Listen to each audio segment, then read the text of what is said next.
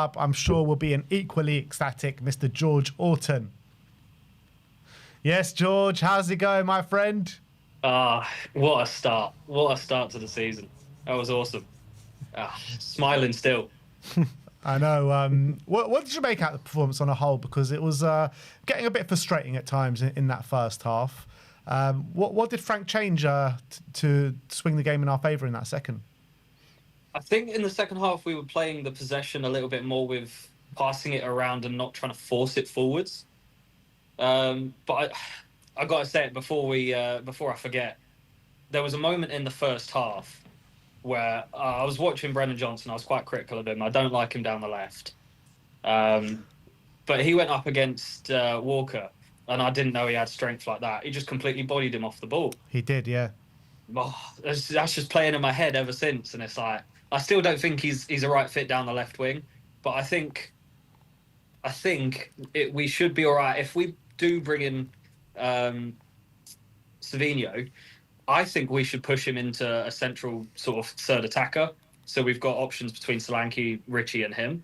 Because I think he'll be phenomenal through the middle with those two either side of him.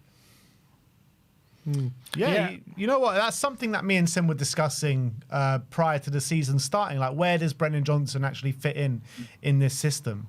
Yeah. And we were saying, probably the most central role is probably where he fits in the best. But, we were knocking him as well through the first half and at halftime, but he pops up with a goal. He pops up with a goal from the left-hand side and a really top-quality one at that as well. He does what he does best, stays a ghost the whole game and then just pops up with a goal when you need a third. Like, that was brilliant. But what a run. Yeah, and you talking about Kudus on the other side. Obviously, 2 assists on his Premier League debut.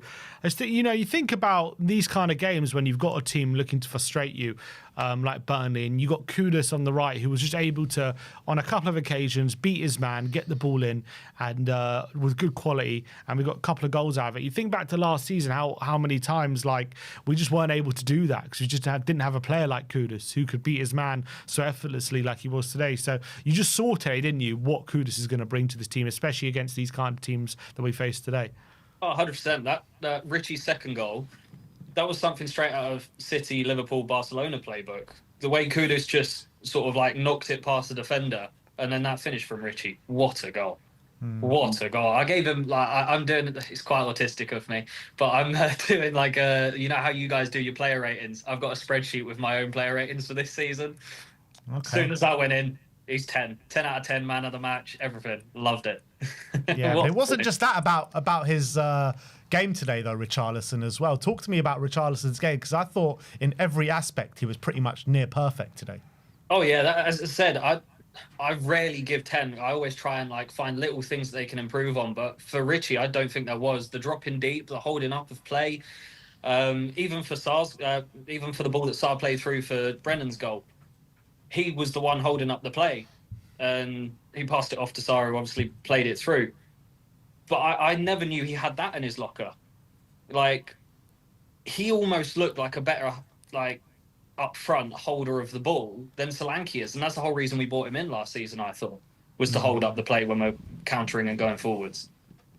But I've seen Richie do that a lot better than I've seen Solanke do that since he's played for us. Yeah. So where are you at the moment, with Richie? Is he definitely staying now for you? Because there's rumours of him leaving. Do you think, can he leave now after scoring a brace on the opening day?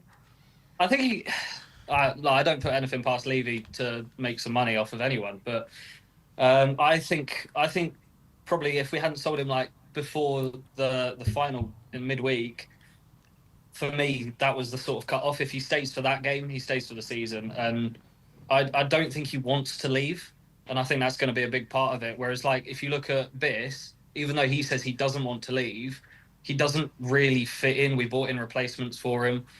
I think maybe if we were to bring in a replacement up front, but again, I don't see the need to if we can prioritise a number 10 and a left winger like Savinho and Eze.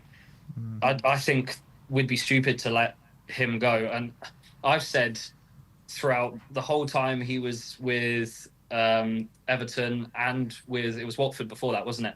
I have always said I don't like him. I think he's so overrated. I'm eating humble pie today, because he has just shown me what he's capable of. and I think we'd be silly to not at least hold on to him until January. Yeah, another player that's showing us what he's capable of at this moment in time after what I would say a fairly poor season last year is Pape Matar Sarr. I mean, what a preseason he's had, and he started off the season just as he was playing in preseason. Talk to me about his performance and what were you most impressed by with him today? Pressing. His constant pressure on their sort of back midfield and back line, just trying to win the ball back. It was the same with PSG, same with all the preseason games.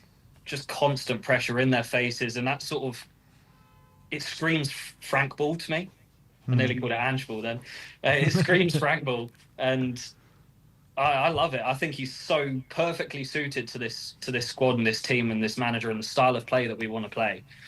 I can see him being our player of the season, and in fact, I did put him as going to be our player of the season in my predictions. Wow, that's a big prediction. But in terms of just Thomas Frank himself, you know, his first game we got to see in the Premier League under his management, what were your key takeaways, you know, with his role today? Clean sheet was the biggest takeaway for me. Clean sheet and scoring 3. Again, being an attacker myself, very much, when I used to play football, I was an attacker. I don't like the fact of taking your foot off the gas when they're 3-0 up. That's what I loved about Ange Ball, but I mean, we're 3-0 up, might as well hold on to the clean sheet. And I genuinely, there wasn't a single thing that I can knock of today, and a lot of that is down to Frank and how he managed the game. Subs he brought on, I thought they came on at the right times for the right players. So yeah, nothing I can say bad about him, only good stuff. Yeah, and with the talk of Eze and Savinho potentially getting closer, I mean, how mouth-watering is it of the prospect of adding these two to this team right here under Thomas Frank? Right, this might be a bit deluded of me, but if we bring them in, we're winning the league. I don't care. Oh, he said it! He said it! It's very deluded. Someone had to put them neck on the line. All jokes aside, I don't think we'll win the league, even if we do bring them in, but it's so promising. But same as the Morgan Gibbs-White saga, I'm not getting my hopes up until I see them sign the contract or wearing the shirt. Exactly. No, here we go is going to get you excited this time. You have to see him holding the shirt. 100%, especially for Eze, because like even before Morgan Gibbs-White and even during the saga of Gibbs-White, I wanted Eze over him. Ben was close to swaying my opinion on that.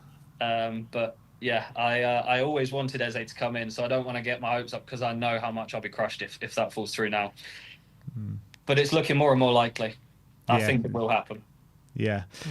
So look, first game, first win, 3 goals, 3 points, double assist for Kudus, double goal for Richarlison, and Pape Matar Sarr involved in a couple as well. So it couldn't have gone much better, as you said.